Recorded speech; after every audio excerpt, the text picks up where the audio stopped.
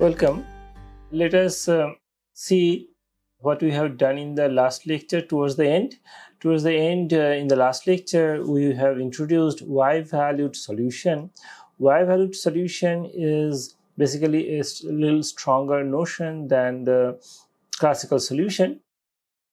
So there we have seen this definition that if y is here is considered to be subset of the domain of the generator of the operator. Okay, so let us look at quickly what is y. So here see h3. So these h1, h2, h3 are these three conditions for hyperbolic case, where it is assumed that y is a subset of the domain of the operator, okay, for each and every time t, because this is a time non-autonomous system. For each and every t you have different operators. However, the common domain of definition of these operators do contain y. So that was the assumption, that was y here. And then using that y, we have defined what we mean by y-valued solution, that this is a function u which is continuous with respect to time, and I mean from t to for each time it is going to y. So it is a function from time domain to the space y. So it is a continuous map, and also it is once continuously differentiable as a map from time to x. Although y is a subset of x, but y has a different norm than x.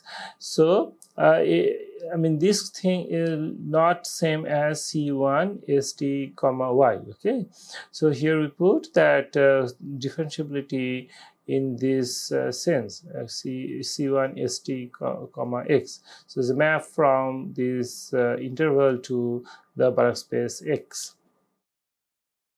Okay. So a function which satisfies the inhomogeneous evolution problem is called the y-valued solution. Okay, and then we have just stated theorem. We have two theorems. So here, if these hyperbolic assumptions are true, h1, h2, h3 are true, and if that additive term is assumed to be continuous, then, and also in addition to that, if you assume that the inhomogeneous initial value problem has a y-valued solution, then that is unique, and that is identical to the mild solution. Okay, so here basically it is saying that the mild solution becomes the y-valued solution. Okay. The next theorem includes one sufficient condition under which the existence of y-valued solution can be ensured. So here we assume that AT satisfies H1, H2, H3, and let U be the evolution system. We can talk about evolution system because the family of operators satisfies H1, H2, H3 at the earlier theorem, which ensures existence of evolution system associated with these family of operators. So using that, if we have these additional conditions, that the image of y under EU is contained in y, so this A part. Then B point is for every v in y, TS to UTS v is continuous in y. So that means UTS, is gives a continuous mapping. Okay. And then third thing is that F is a continuous map. Okay, so that was also assumed here earlier also, but these are the A and B are the two new conditions which appear here. So under this, one can conclude that the inhomogeneous evolution problem has a unique y-valued solution. In earlier theorem, we did not put any condition, so we had to assume that it has a y-valued solution. But here, under this condition A, B, C, we can conclude that it has a unique y-valued solution. And then we also assert that this is the same as the mild solution. This coincides with the mild solution. Okay, so next we see a few more discussions about this y-valued solution, which we have not done in the last lecture. So this corollary, so here if we do not have the additive term if, so that is the homogeneous part. Okay, so but capital A is still non-autonomous, it depends on time. So if AT satisfies H1, H2, H3 and AB of previous theorem, okay, that also holds, then for every x in y, okay, every x, so x is the initial point, so initial point is being chosen not from the any part of the Banach space capital X, but in the inside the common part of the domain of every operators, and that we call y is contained in that, so it is in y, so x is in y. And we know that for these cases, I mean, when you choose initial point inside the domain of definition of the operator, then you can get a classical solution. So here also that anticipation holds true. Here UTS-X, okay, so this is the evolution operator. X is the unique y-valued solution to the homogeneous initial value problem, so where f is equal to 0 case. Okay, now next this theorem, this says that so let us read this. Let AT, this collection of operators, be a stable family of infinitesimal generators of C0 semigroup. What does it mean? That if you fix T, then AT is an operator, and that particular operator, okay, is generator of a C0 semigroup. Okay, so by this we mean, okay, so for each and every T, this is infinitesimal generator of a C0 semigroup. So the semigroup, what do you obtain, would also depend on T, small t. So but this T would be different from the semigroup's own time. So then that semigroup should be written at capital T, say subscript small t, and the parenthesis S. So TTS. So S is the time parameter for the semigroups, for family parameter, and small t just corresponds to the parameter coming from the operator. Okay, so ATB, I mean, we assume that it is a stable family of infinitesimal generators of C0 semigroups on capital X. Further assume that for each small t, real time, this time t, y, which is defined as D, that is domain of AT.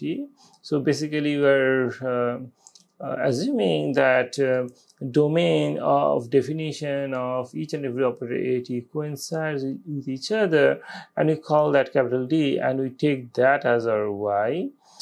Okay, for each x in D then, or in y, okay, we consider this map T to ATX. Okay, T to ATX.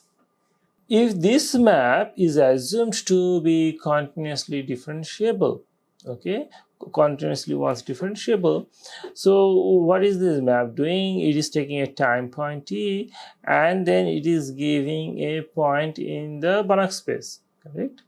In the Banach space capital X, okay, because ATX goes to somewhere, okay. But this X, I mean, this is meaningful. Why? Because I'm choosing X from D. It is in the domain of definition. So ATX is meaningful. So T to ATX, okay, this map. So this map is assumed to be continuously differentiable, okay. Now, if this, I mean, as I mentioned earlier, that the norm on y may be different from norm of x, so basically it should be different. So, this norm is written here. So this norm norm of y, okay.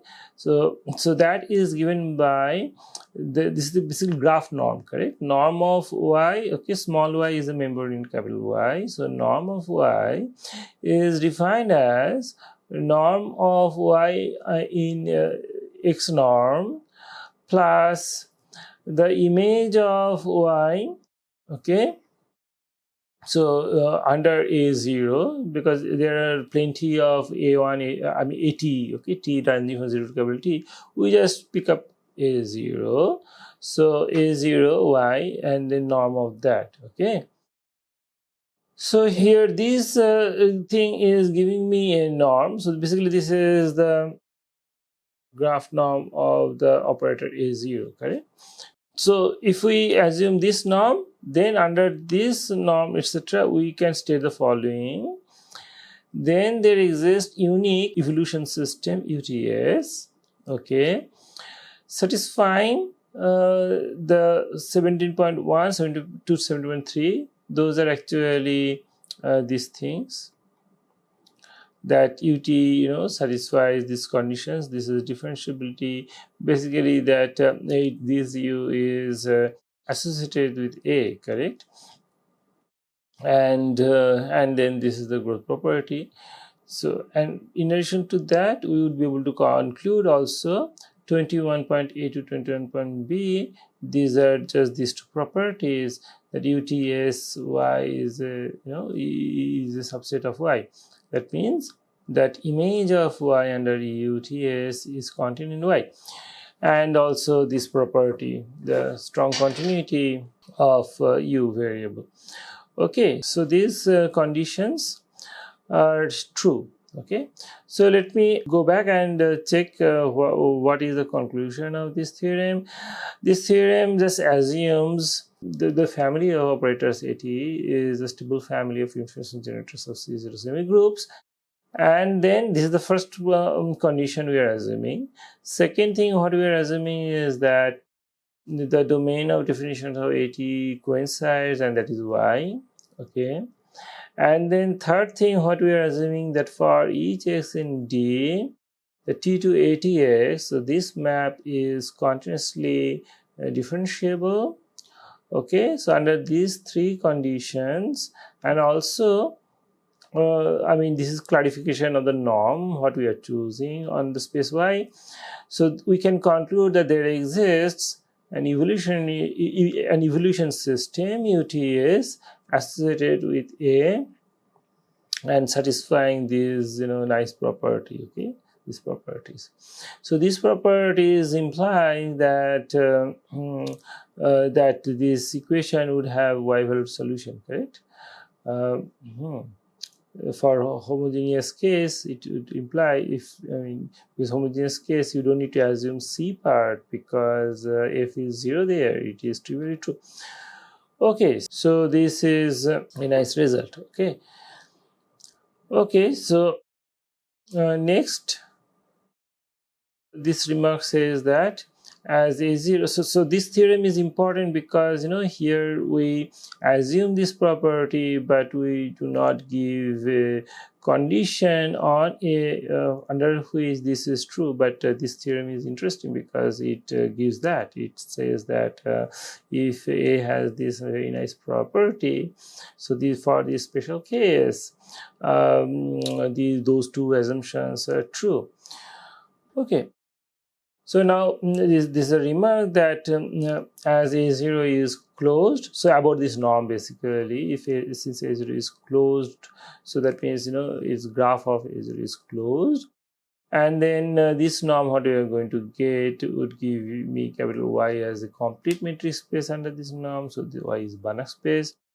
And this is, as we have already seen, so if A generates a semi-group, then the domain of definition is dense in the Banach space, so it is dense, okay, and continuously embedded in X.